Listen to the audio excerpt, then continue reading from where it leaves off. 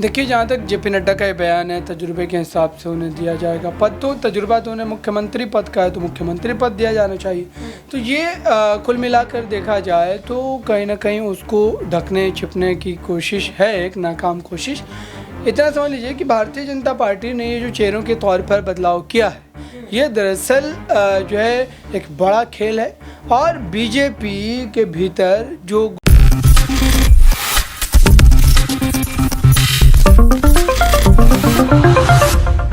नमस्कार, next 9 news देख रहे हैं आप और मैं हूं आपके साथ प्रज्ञा सिंह।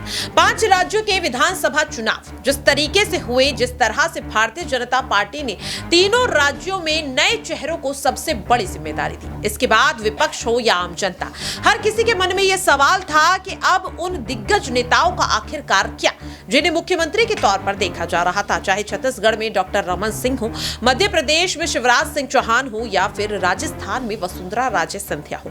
इन्हें लेकर के सवाल पूछे ही जा रहे थे कि अब इस पूरे मामले पर जेपी नड्डा ने अपने पक्ष को साफ कर दिया है, जिसमें वो कहते हुए नजर आए कि इन नेताओं को खाली नहीं रखा जाएगा, इन्हें इनके तजुर्बे के हिसाब से हम काम सौंपेंगे।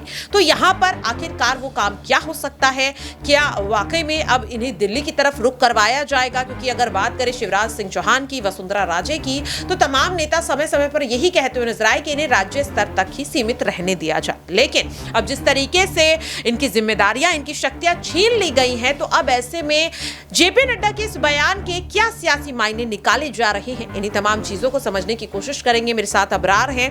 अबरार, जेपी नड्डा का ये बयान देना कि तजुर्बे के हिसाब से इन नेताओं को जिम्मेदारी दी जाएगी, काम दिया जाएगा, तो वसुंधरा राजे और शिवराज सिंह चौहान, इन दोनों नेताओं को लेकर ज्यादा जो है जनता के मन में सवाल है।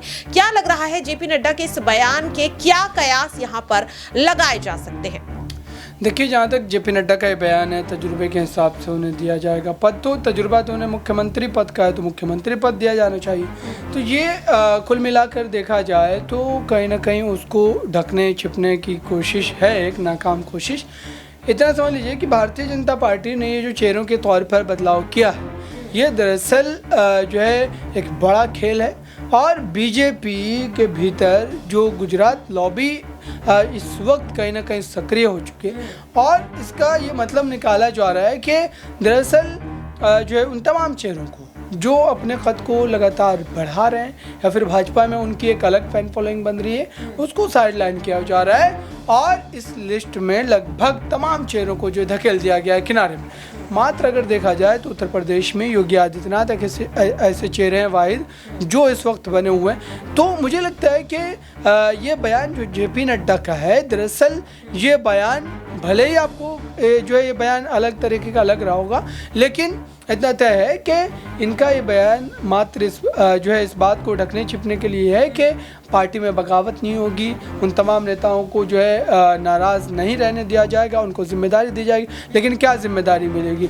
मंत्री पद दिया जाएगा। जो मुख्यमंत्री रहा हो प्रदेश का 3 बार 4 बार 2 बार, वैसे चेहरों को अगर आप मंत्री पद दे रहे हैं तो जाहिर सी बात है कि वे उनके कहीं ना कहीं अनुभव के हिसाब से पद जो है वो उनके जो है समक्ष कहीं ना कहीं फिट नहीं बैठता है। तो जेपी नड्डा के पास इसका जवाब क्या होगा कि अब क्या उन्हीं वो लोगों को मुख्यमंत्री बनाएंगे आने वाले दिनों में जो है लोकसभा चुनाव के बाद? क्या ये वो कहना चाह रहे थे?